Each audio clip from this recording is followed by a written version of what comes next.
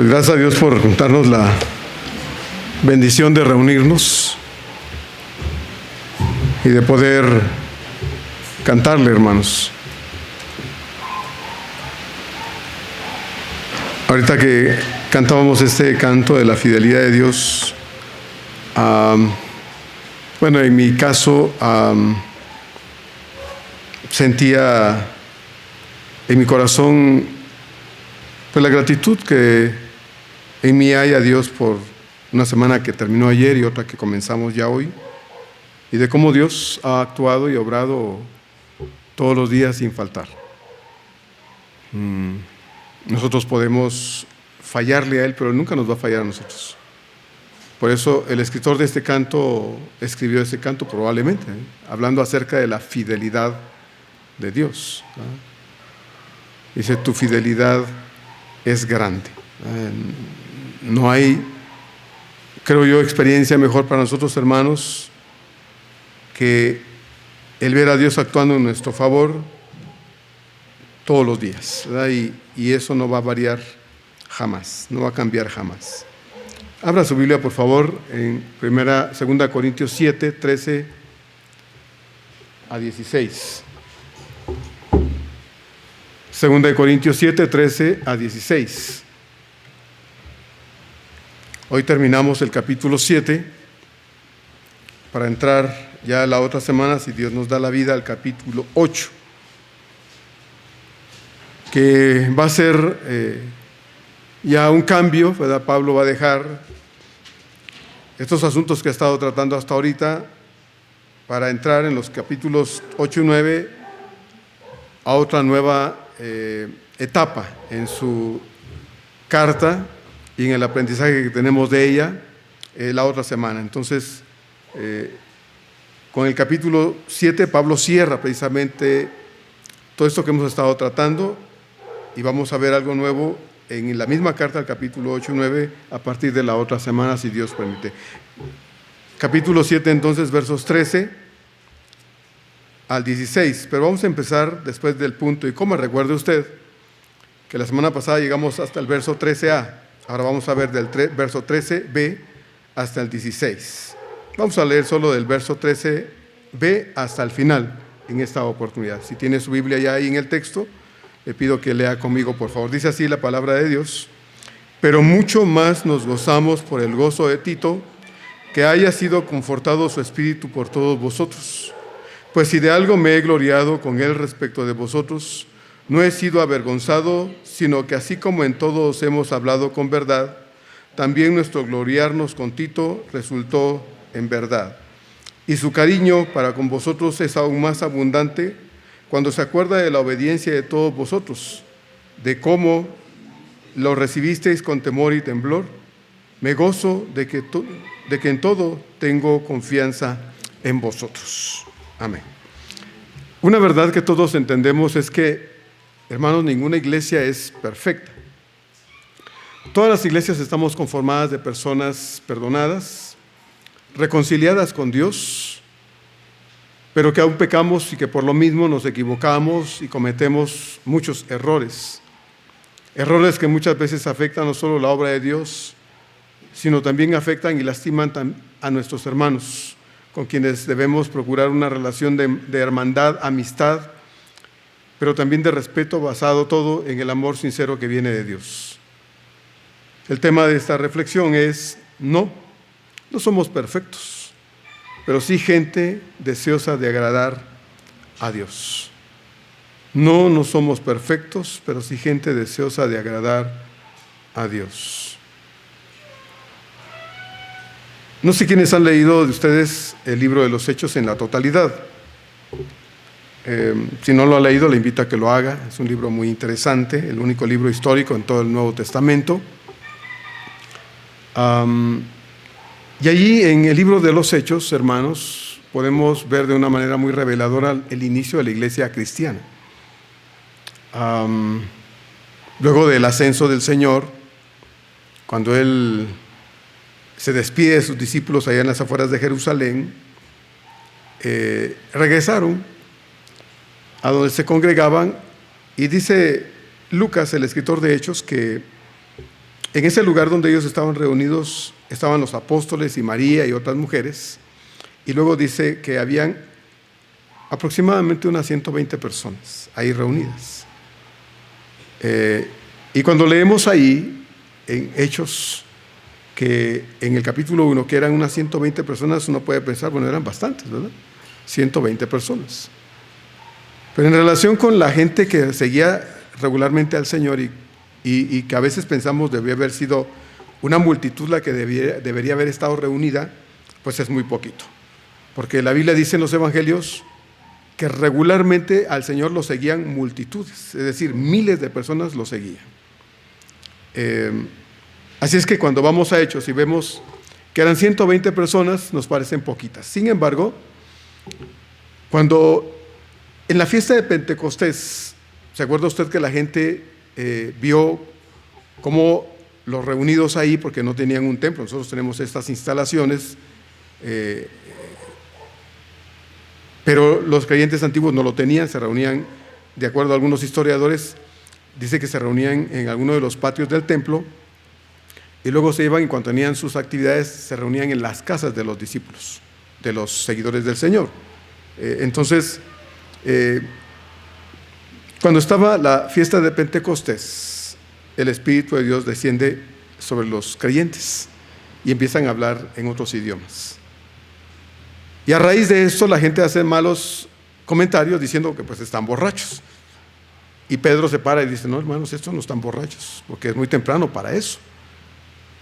Esto es lo que dijo el profeta Joel, Dios a través del profeta Joel. Y él cita la escritura y la profecía de Joel y habla acerca de lo que debía suceder. Y empieza a hablar Pedro y da un sermón muy impactante, y cuando usted lo lee en el capítulo 2 se da cuenta de que en verdad Pedro confronta a la gente, y Pedro, lleno de valor, hermanos, lleno del poder de Dios, no se anda por las ramas y le dice, ustedes lo mataron. Así le dice, ustedes lo mataron.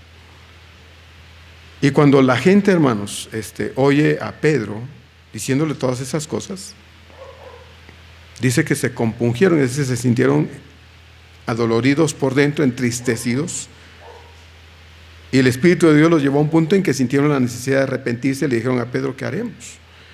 Y les dijo, pues arrepiéntanse, ¿no?, para el perdón de sus pecados y luego bautícense. Ese es el orden.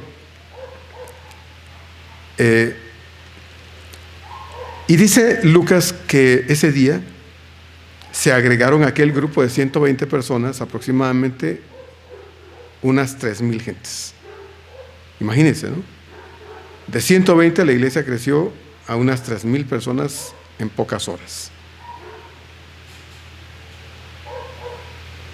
Si usted lee el libro de los Hechos puede ver que todo el panorama de la iglesia al principio parece que es lleno de amor, y parece que el amor se podía palpar ahí en la iglesia, ¿verdad? De tanta unidad, de tanto afecto, de tanto apoyo y de todo eso que debe la iglesia experimentar, no solo aquella, sino nosotros también. Y uno puede pensar, cuando empieza a leer Hechos, qué iglesia tan bonita, ¿verdad? Una iglesia perfecta. Pero no lo era. No era una iglesia perfecta, estaba lejos de serlo, hermanos. Esa iglesia, igual que esta, igual que cualquier otra iglesia cristiana, evangélica, está conformada de personas salvadas, restituidas a la comunión con el Señor, reconciliadas con Cristo, pero que todavía somos de carne y hueso. Si usted se pellizca, le duele. Entonces, usted es un ser humano, con Cristo en su corazón, salvado, perdonado, ahora en comunión con Cristo, pero usted sigue siendo pecador. No haga esa carita, ¿no? Diciendo, ay, pastor, me está diciendo que soy pecador. Sí, y bueno, yo no lo digo, lo dice la Biblia. La Biblia dice que usted y yo somos pecadores, pecadores salvos, redimidos, pero pecadores. Entonces, esa iglesia que nos parece una iglesia perfecta en el libro de los Hechos, no lo era. Y tanto es así que solo con 2 ejemplos basta.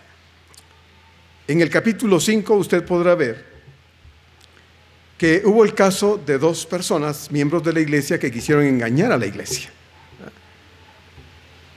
Y Esas dos personas eran Ananías y Zafira. Quisieron engañar a la iglesia, haciendo algunas trampas, ¿verdad? Queriendo obrar de manera tramposa, y Dios reveló sus intenciones y murieron los dos. Y esto sirvió de testimonio a la iglesia, y dice que gran temor cayó sobre todos, de modo que la iglesia pudo entender, porque como dice el dicho, al entendido con pocas palabras, pudo entender que con Dios no se juega. Eso lo sabemos todos. Aquí, en la práctica, muchas veces, hermanos, somos temerarios con Dios, ¿eh? Y nos gusta muchas veces tentar a Dios. Así es que mucho cuidado. Con Dios no se juega, mis hermanos. No. Otro ejemplo en el capítulo 6. En el capítulo 6 encontramos que la iglesia había crecido, ¿verdad?, más, y la iglesia pues estaba conformada, dicen los historiadores, en una gran mayoría por personas muy pobres, porque la esclavitud era una práctica en ese tiempo. Muchos esclavos estaban entrando a la iglesia salvados ya. Entonces la iglesia habían ricos, habían pobres, había de todas clases, en lo social, en lo económico. Y entonces la iglesia decidió que había que ayudar a los más pobres, y se les repartía, ¿verdad?, alguna despensa, se les ayudaba a los hermanitos, y los que tenían mucho daban para que los que no tenían pudieran tener un poquito, y eso era algo muy común en la iglesia del libro de los Hechos al principio. Pero dice que no fue algo intencional, pero fue un descuido, que las viudas de los griegos empezaron a ser desatendidas y no se les daba su porción o su parte de la despensita o la ayuda, y empezaron a haber murmuraciones, a murmurar. ¿Se acuerda del pueblo de Israel en el desierto? Pues eso pasó en la iglesia, esta iglesia que parece perfecta en Hechos. Empezó a haber murmuración. Sí, a mi mamá no le dieron su despensa. No, a mi abuelita no le dieron su despensa. A mis abuelitos esto, a mis abuelitos aquello, a esta hermana no le dieron. Y empezó a haber murmuración en la iglesia, de modo que los apóstoles dijeron: hermanos, no podemos dedicarnos a hacer eso porque nuestra función es otra, ¿no? Escojan pues algunos de entre ustedes, a algunos hombres. Escogieron a 6 para poder dedicarse a estas cosas, y surgieron los primeros diáconos en la iglesia que se dedicaron a atender estos asuntos, mientras que los apóstoles se dedicaban a la proclamación del evangelio y la enseñanza de la palabra de Dios. Entonces, como usted puede ver, hermano, y usted puede seguir leyendo el libro de los Hechos y va a ver que hubieron más problemas. Pero esos problemas fueron atacados, fueron resueltos, y la iglesia pudo ser bendecida porque aunque a veces parece que había algo malo en la iglesia, Dios permitió que hubieran líderes sabios que dijeron: no podemos vivir así, cojeando, caminando mal como iglesia, de modo que debemos resolver estas cosas, y se resolvieron. Pero lo que quiero hacer resaltar, hermanos, aquí ahora es que esa iglesia que parece perfecta en el libro de los Hechos estuvo lejos de serlo, muy lejos de serlo.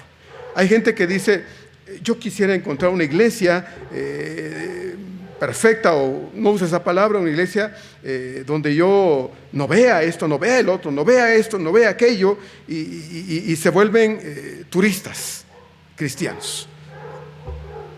Van de aquí para allá, de aquí para allá, de aquí para allá, y no se establecen.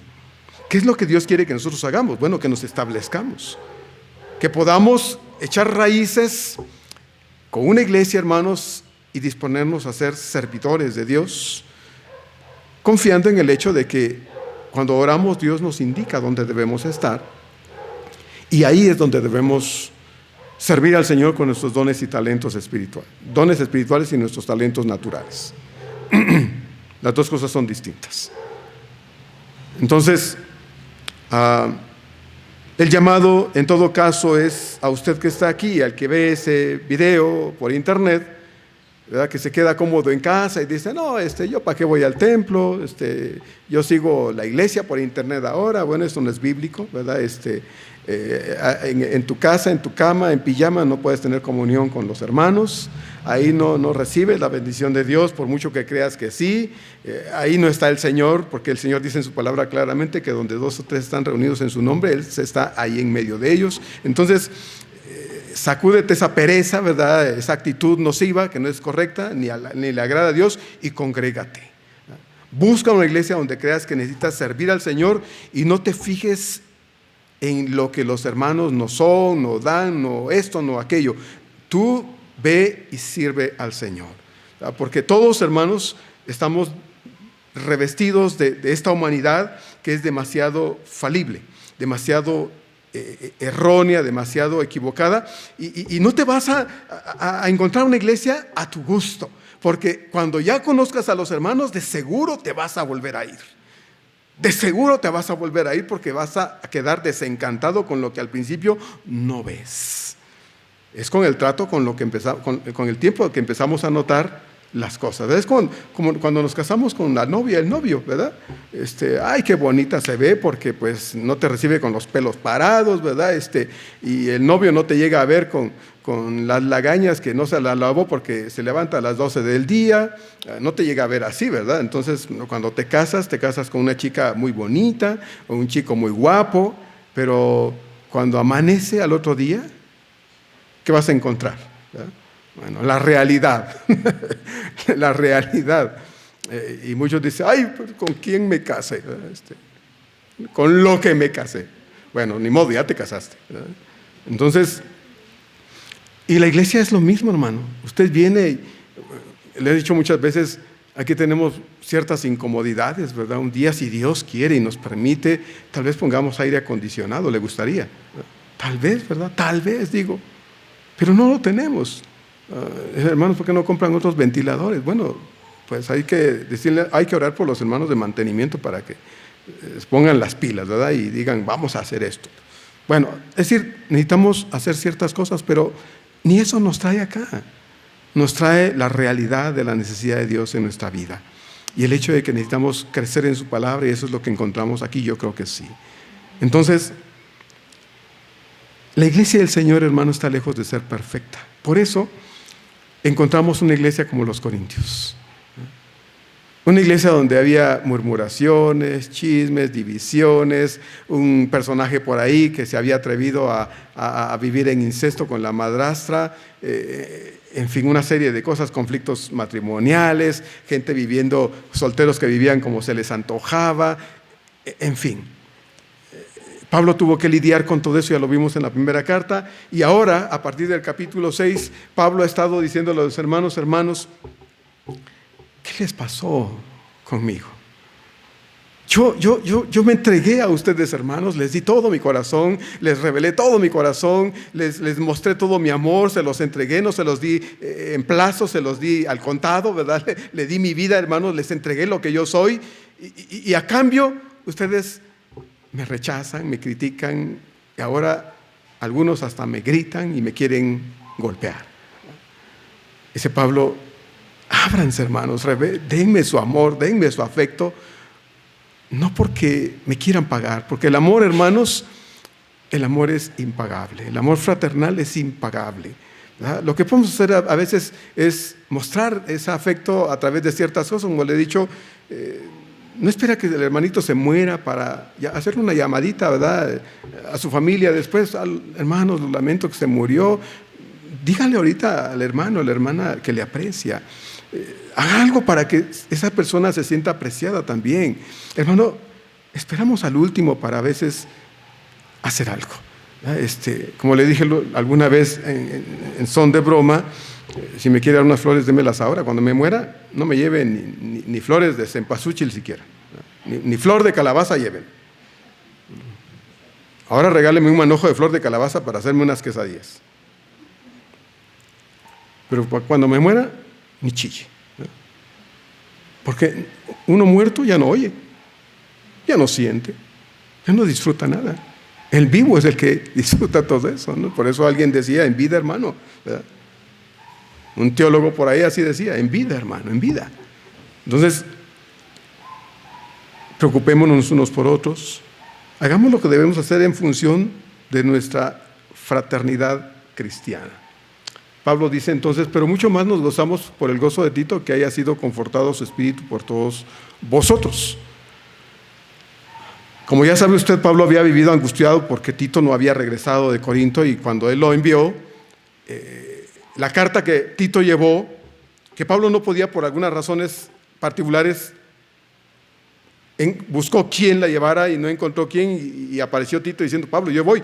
Y Pablo dijo: Tito, mira, no llevas un saludo de cumpleaños a los hermanos, llevas una carta pesada, una carta con un mensaje que va a moler conciencias, que va a remover corazones, y por lo que probablemente incluso no te feliciten. Entonces, ¿quieres llevarla? Porque mi situación con los corintios es esto y esto y esto, y aunque Tito, yo creo que los corintios son excelentes personas, son maravillosos cristianos, gente que ha amado a Dios de verdad, se ha vuelto de la inmoralidad y de la idolatría y toda esa vida de porquería que vivían, se ha vuelto a Dios de verdad, pero en esto están atorados ahorita conmigo, y han tenido un pleito y un pique conmigo, Tito, que incluso la última vez que fui a una visita breve, hubo un personaje ahí que guiando a un grupo de personas dentro de la iglesia, casi me linchan, me gritonearon, me insultaron, y yo tuve que salir, pero eso es lo que hay allá.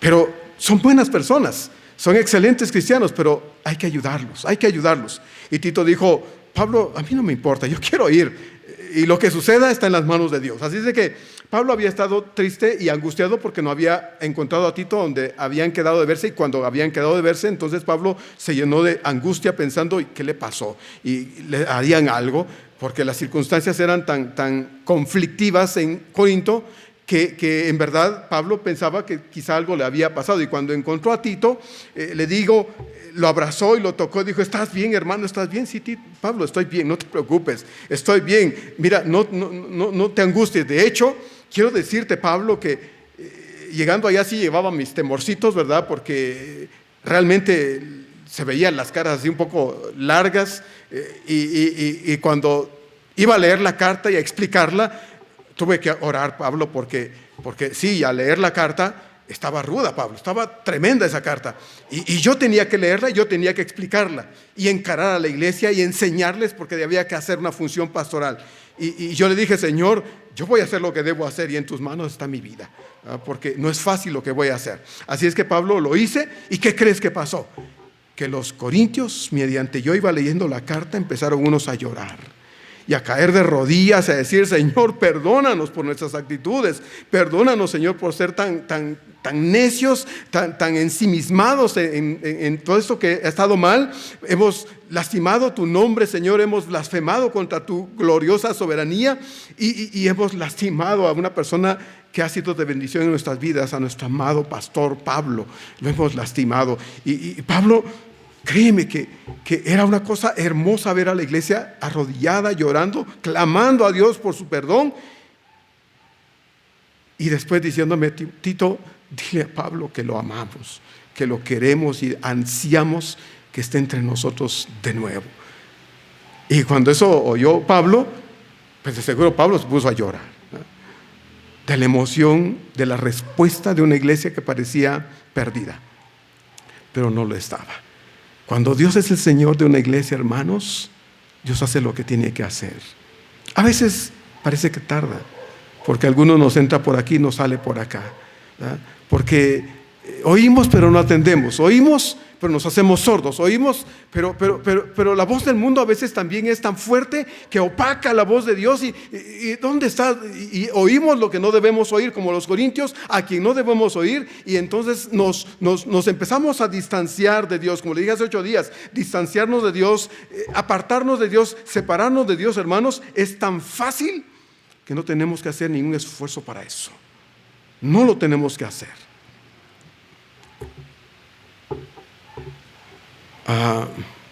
Yo estuve en una iglesia hace algún tiempo que cuando llegué, el que era el pastor aún me dijo: ¿quieres ir a ver dónde nos reunimos? Sí, le dije, yo tenía poquito de haber llegado acá. Y fuimos. Me dijo: mira, aquí es. Ya me explicó varias cosas, y entonces me dijo: ven, me dijo. Y me voy a un lugar donde estaba un listado de personas. Me dijo: mira, no te quiero asustar, me dijo. No te quiero asustar, me dijo, pero nada más te advierto una cosa. Ten cuidado con este.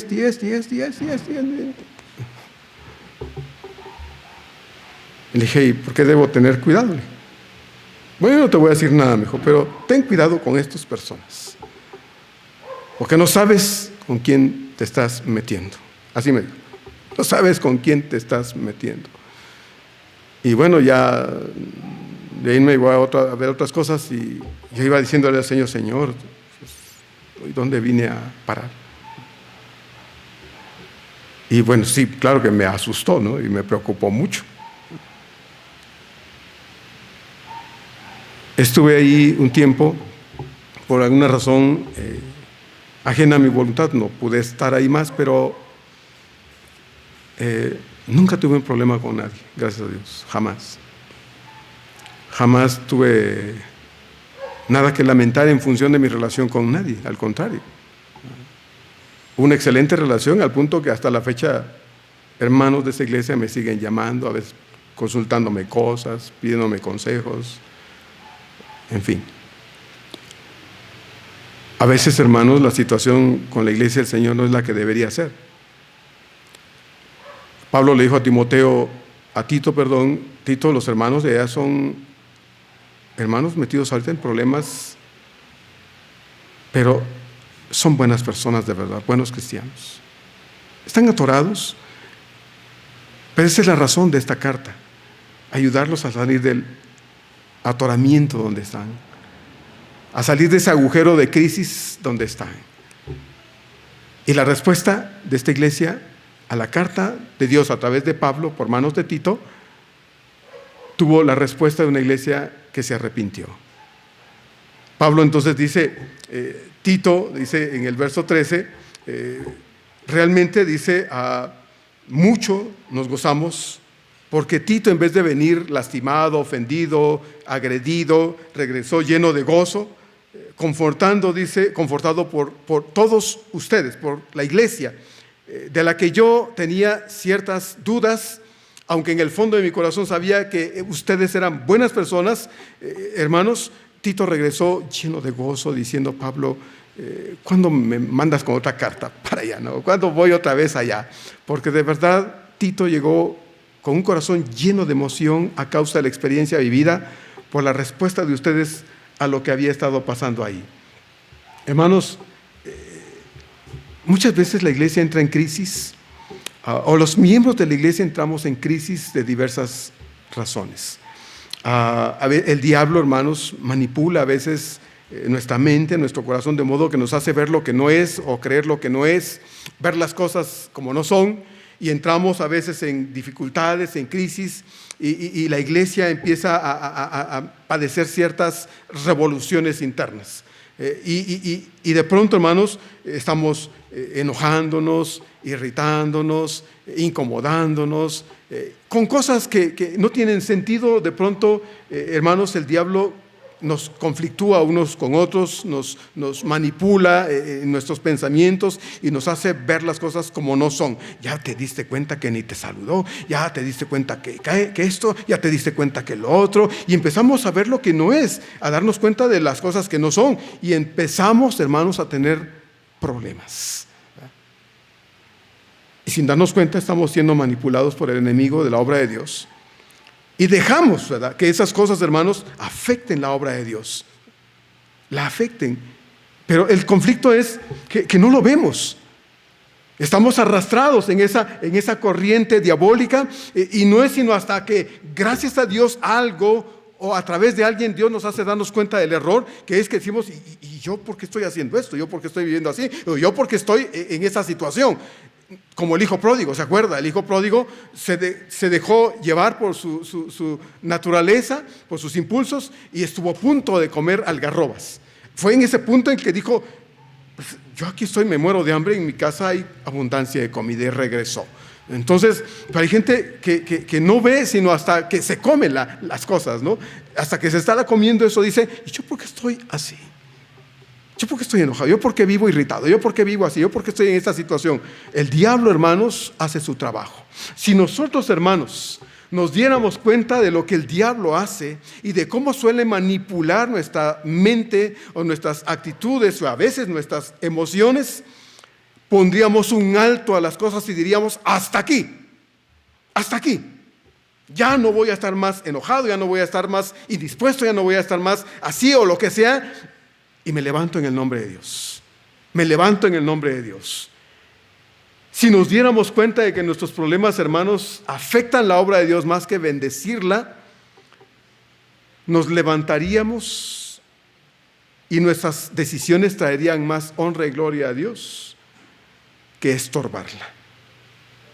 Y la iglesia sería una iglesia fuerte de verdad. Como le dije al principio, esta iglesia no es distinta a las otras en el mundo en general. Es una iglesia con seres humanos. Como le he dicho otras veces, aquí ha habido personas enojadas conmigo, molestas conmigo. Gente que ha decidido mejor irse porque no quieren oír a Dios. Y en vez de oír a Dios, se enojan y se van. Digo, qué cosa tan terrible. Si nos diéramos cuenta quién está detrás de todo, diríamos, basta ya. Yo no voy a oír lo que no debo oír, ni debo oír a quien no debo oír. Y entonces actuaríamos de manera distinta y la obra de Dios sería mucho mejor. Pablo no podía ir a Corinto, pero le pidió a Apolos y Apolos dijo que no. Ahí en el 16:12 de Primera de Corintios dice: acerca del hermano Apolos, mucho le rogué que fuese a vosotros con los hermanos, mas de ninguna manera tuvo voluntad de ir por ahora, pero Pedro irá cuando tenga oportunidad. Claro, Apolos no quiso ir con esa carta a Corinto porque acuérdense que en Corinto incluso había un grupo que seguía a Apolos, ¿verdad? Nosotros somos de Apolos. Y Apolos ha de haber pensado y se lo ha de haber dicho a Pablo: Pablo, mira, perdona, no voy porque tampoco quiero cultivar más aún esa actitud mundana, diabólica en la iglesia. Que estando ahí diga, ya llegó nuestro líder, a quien seguimos. No, yo no quiero promocionar nada de esto más en la iglesia. Perdóname, Pablo, no voy.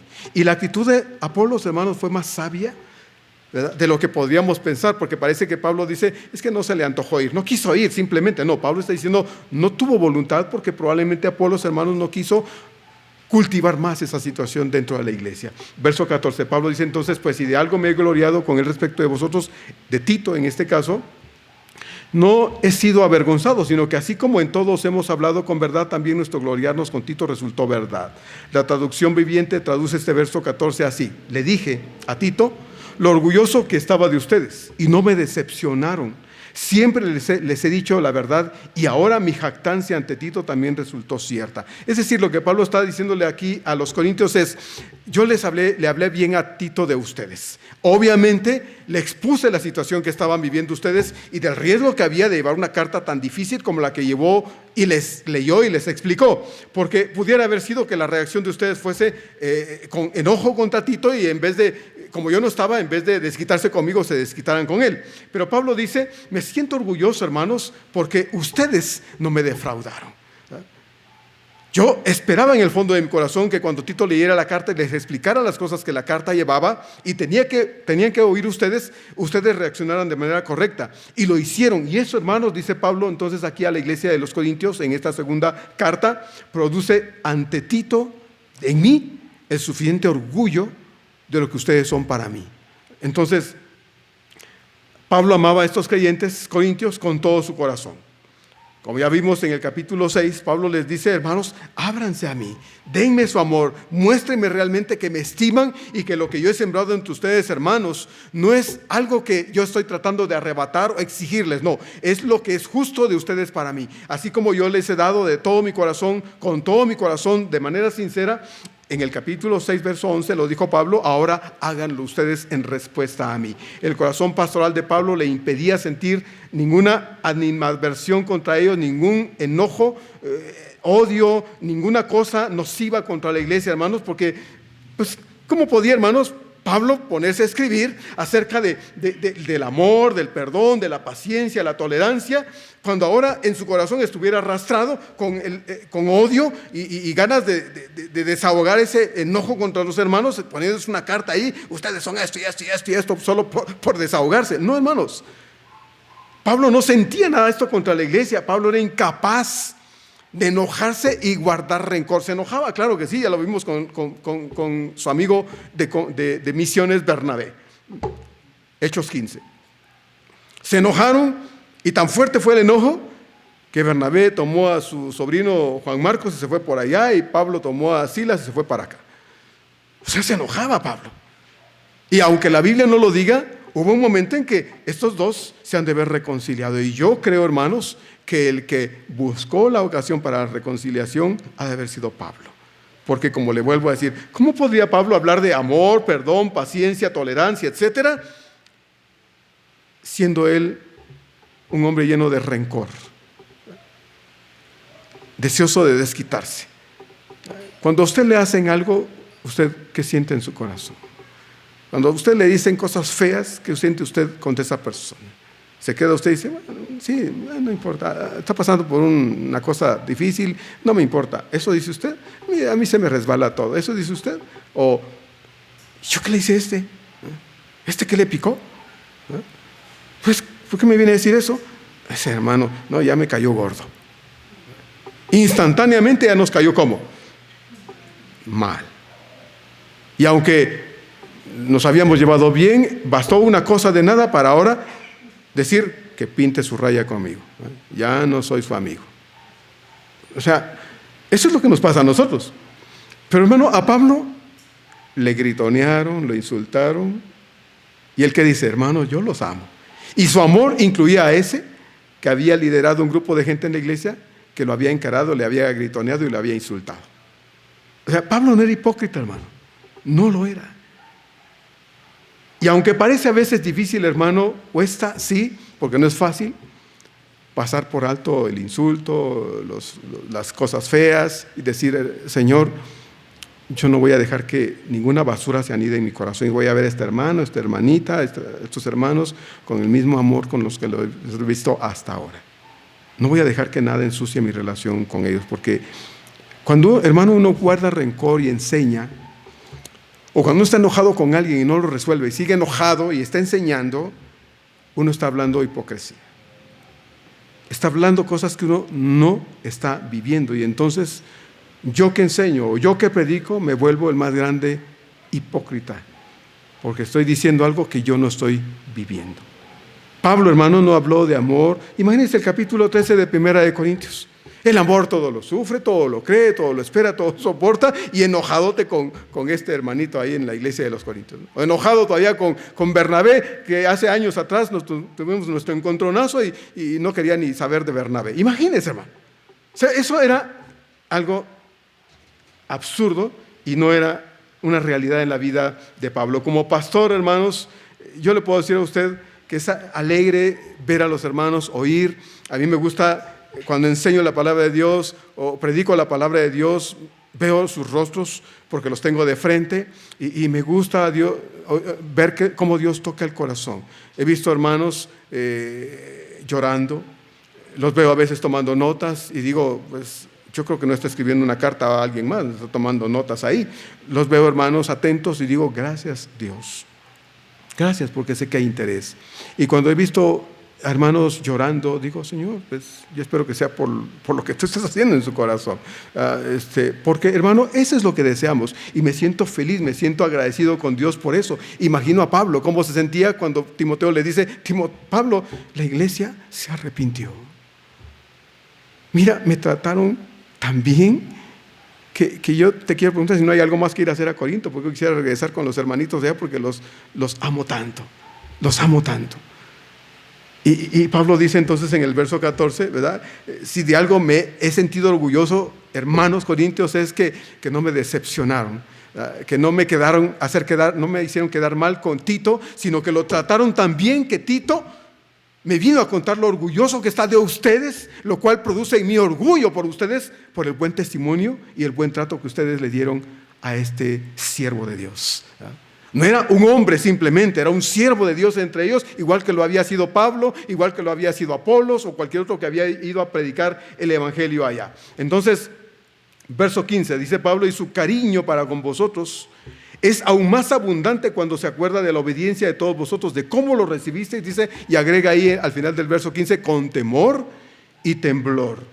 El teólogo James Denery describe la actitud de Pablo hacia estos miembros de la iglesia corintia a raíz de esto, y dice esto este teólogo James Denery. Pablo no solo dice la verdad en cuanto a ellos, tal como Tito lo vio, lo presenció, sino que siempre se los dijo a ellos. Estos versículos presentan el carácter de Pablo desde el ángulo admirable, no solo su simpatía hacia Tito, sino también su actitud hacia los corintios. Son hermosamente cristianas, yo agrego, pastorales. No solo son cristianas, sino pastorales las actitudes de Pablo. Porque, hermano, y no digo con esto que un pastor sea un mejor cristiano que todos y por eso puede hacer estas cosas, no. Porque también nuestro corazón es como el de ustedes y puede albergar basura, ¿sí? Y podemos enojarnos con alguien y decir, pero este hermanito, híjoles, cuando lo veo, no, uno también puede hacer eso y sentirlo, hermano, porque tenemos un corazón de carne también, un corazón humano. Pero lo que aprendemos, hermanos, es que Pablo dice, hermanos, yo siempre se los dije, yo los amo y mi amor por ustedes es tan honesto que puedo decirles, hermanos, dice Pablo, que es lo que Tito pudo comprobar, lo que yo le dije acerca de ustedes, que ustedes son excelentes hijos de Dios. No era una iglesia perfecta, ya lo sabemos, pero cuando hubo la oportunidad de arrepentimiento y de volver a Dios, otra vez los corintios dijeron, ahora es el momento, y la iglesia completa se arrepintió. Como buen pastor, Pablo había sido sincero al decirle a Tito los riesgos que conllevaba el llevar la carta a Corinto, pero también le expresó a Tito que él confiaba en los corintios, que aunque estaban atorados momentáneamente en una situación que esperaba que se resolviera, él amaba a los corintios y le dijo, Tito, son buenas personas, tú lo vas a comprobar. Y aunque Pablo en el fondo tenía ciertos temores, confió en Dios, y cuando Tito se fue, Pablo de seguro, hermano, se quedó orando y diciendo al Señor, por favor, actúa en el corazón de estos creyentes allá en Corinto y que lo que Tito pueda encontrar allá sea una iglesia dispuesta a escucharte a ti, no a él, a ti, Señor. Eso es lo que le pedimos a Dios. Yo le pido a Dios, Señor, que no me oigan a mí, que te oigan a ti. Y que cuando oyen la palabra de Dios, esta iglesia amada, fuente de agua viva, puedan, Señor, ser movidos desde adentro del corazón a reacciones que te puedan honrar a ti. A mí no me tiene que agradecer nada, hermano. A quien debemos darle las gracias por lo que Él hace en nuestra vida a través de su palabra es a Dios. A Dios. Entonces, gracias a Dios cuando, como le dije hace un momento, al escuchar la palabra de Dios nos sentimos tocados por el Espíritu de Dios, nos sentimos ministrados por la palabra de Dios, nos sentimos, hermanos, exhortados, regañados y aún siento el jalón de la oreja, mi oreja o mis orejas por la mano amorosa de Dios. ¿Usted ha sentido eso? Yo sí, hermano. Hoy en la mañana estaba oyendo un canto ahí se me ocurrió buscar a estas hermanas Pilar y Mónica, tal vez algunos, ¿verdad?, de mi edad puedan recordar a Pilar y Mónica. Ahí estaba oyendo unos cantitos ahí de Pilar y Mónica y créame, hermano, que pues le dije, Señor, yo soy eso, yo soy así. Y me hace sentir tan miserable en el sentido humano eso, hermano, ¿verdad?, cuando oigo esos cantos y digo, Señor, pero pues, por tu gracia estoy aquí. No es por otra cosa. Yo no soy mejor que mis hermanos. Igual estoy lidiando con cosas, y muchas veces tengo que ir al Señor y decirle, Señor, perdóname, por favor, perdóname. Y cuando leo la palabra de Dios, como le dije hace 8 días, hermano, tenemos que llorar muchas veces, porque Dios nos regaña, y sus regaños, hermanos, son de amor. No son regaños de odio de Dios contra nosotros, son regaños de amor. Pablo termina esta carta hablando de una forma muy particular. Los cristianos de Corinto recibieron a Tito como un embajador de Dios, que hablaba las palabras que Dios le había dado. El arrepentimiento, pues, de los corintios mostraba temor y temblor, que es reverencia, como le dije hace unos días atrás, en la presencia del Dios Todopoderoso, y deseaban esos cristianos corintios en reacción ahora a hacer la voluntad de Dios. Se mostraron respetuosos de Tito, y no solo eso, sino que lo trataron, hermanos, como se merecía un siervo de Dios.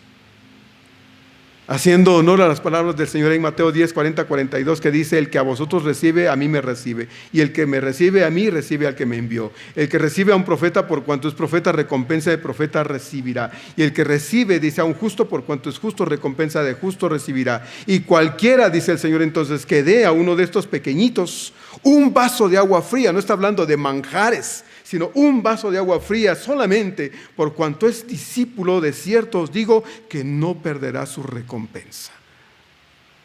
¿Cómo recibieron los corintios a Tito? Como a un siervo de Dios. Le dijeron: este chavo. No, era un siervo de Dios.